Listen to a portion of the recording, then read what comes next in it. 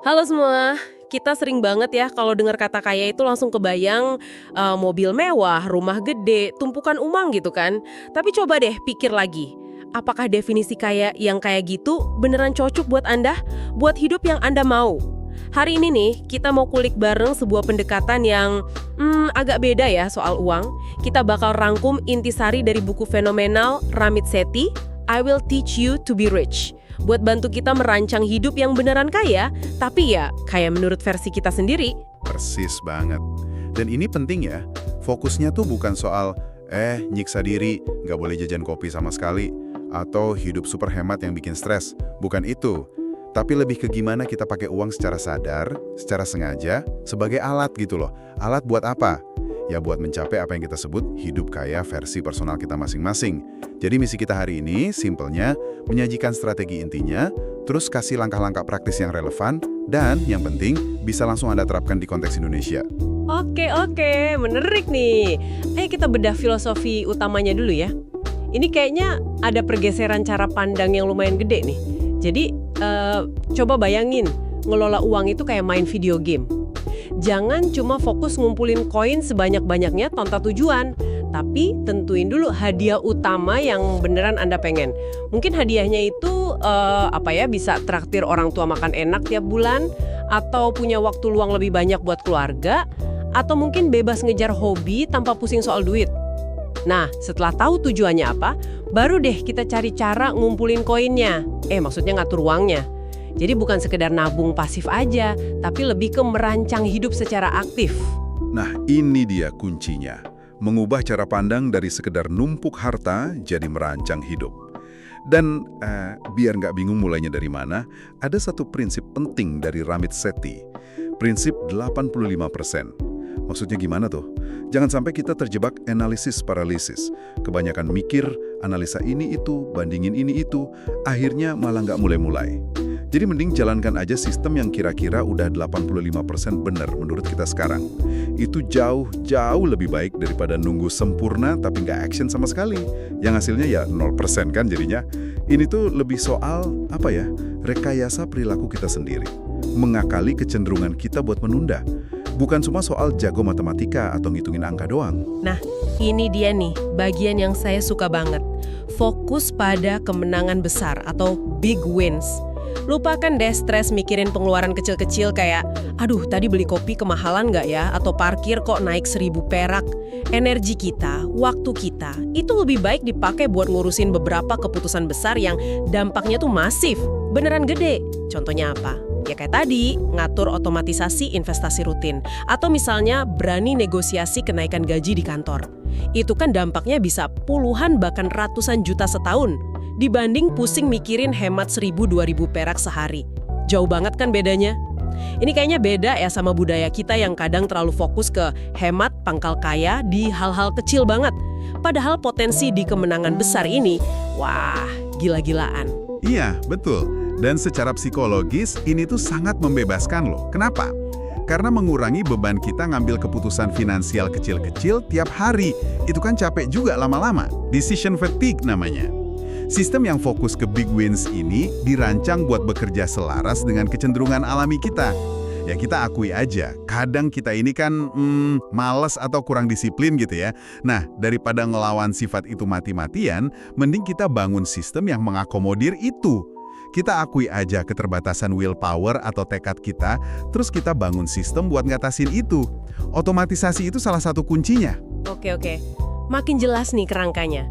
Sekarang kita masuk ke pilar-pilar praktisnya yuk, biar lebih konkret. Pertama, kata Ramit soal perbankan cerdas. Maksudnya gimana tuh? Ya intinya, hindari biaya-biaya bank yang nggak perlu, yang diam-diam ngegrogoti uang kita. Biaya admin bulanan, biaya transfer antar bank, itu kan kalau dikumpulin setahun lumayan juga ya. Nah, untungnya sekarang di Indonesia udah banyak banget bank digital yang oke. Sebut aja kayak Sibank, Jago, atau Blue by BCA. Umumnya nih mereka nawarin bebas biaya admin bulanan, terus bebas biaya transfer juga, meskipun ada syarat dan ketentuannya biasanya ya. Ini salah satu contoh kemenangan besar yang relatif gampang banget dicapai. Tinggal pilih bank yang cocok aja. Betul, itu loh hanging fruit banget ya. Langkah selanjutnya, ini juga penting, rencana pengeluaran sadar. Atau kalau pakai istilah Ramit, Conscious Spending Plan. Ini beda ya sama bikin anggaran ketat yang bikin kita sengsara dan ngerasa bersalah terus tiap kali keluar duit. Bukan itu tujuannya. Conscious Spending Plan ini lebih kayak peta jalan yang proaktif buat uang kita. Kita yang nentuin uang kita mau kemana, bukan sebaliknya. Gimana caranya? Ya kita alokasikan penghasilan bersih kita secara sadar. Ada panduannya nih kira-kira ya. Sekitar 50-60% itu buat biaya tetap. Ini kebutuhan pokok ya, kayak cicilan rumah kontrakan, tagihan listrik, air, internet, transport kerja, belanja bulanan buat makan. Terus, nah ini penting, minimal 10% buat investasi jangka panjang. Ini biar uang kita kerja buat masa depan kita. Nanti kita bahas lebih lanjut soal ini. Lalu, sekitar 5-10% buat tabungan. Ini beda ya sama investasi. Tabungan ini buat tujuan jangka pendek atau menengah yang spesifik. Misalnya buat DP rumah, dana darurat, atau mungkin liburan. Nah, sisanya ini yang seru, sekitar 20-35% itu buat pengeluaran bebas rasa bersalah, guilt-free spending. Porsi yang ini silakan banget dihabiskan buat apapun yang Anda sukai, yang bikin Anda happy tanpa perlu ada rasa bersalah sedikit pun. Mau itu buat hobi, makan di luar, traveling, beli barang impian, bebas. Wah, menarik banget itu alokasinya, terutama bagian bebas rasa bersalah itu ya. Jadi nggak ngerasa pelit sama diri sendiri juga.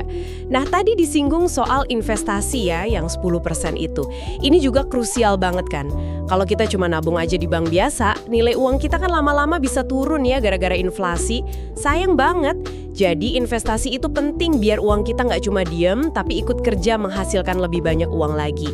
Terus buat pemula nih, yang mungkin masih agak takut atau bingung mau investasi apa, cara termudah dan yang sering direkomendasiin Remit Seti buat mayoritas orang itu apa? Biasanya reksadana indeks ya, yang biayanya rendah, misalnya reksadana yang ngikutin pergerakan indeks saham, kayak indeks 30, itu isinya 30 saham paling sering ditransaksiin di bursa kita, atau LQ45, 45 saham paling liquid dan kapitalisasi pasarnya gede. Sekarang kan gampang banget ya beli reksadana kayak gitu. Udah banyak platform online kayak Ajaib, Bibit, Bareksa. Tinggal daftar, pilih produknya, transfer, udah deh. Ibaratnya tuh kayak kita beli paket komplit, berisi saham-saham unggulan di bursa, tanpa kita pusing harus milih satu persatu sahamnya mana yang bagus. Udah diurusin sama manajer investasi. Oh ya, jangan lupain juga fondasi buat pensiun kita nanti. Di Indonesia, kita punya BPJS Ketenagakerjaan kan? Itu perlu dimaksimalkan. Baik itu JHT-nya, jaminan hari tua, yang kayak tabungan bisa diambil pas sudah nggak kerja atau usia tertentu, maupun JP-nya, jaminan pensiun, yang nanti ngasih dana pensiun bulanan seumur hidup.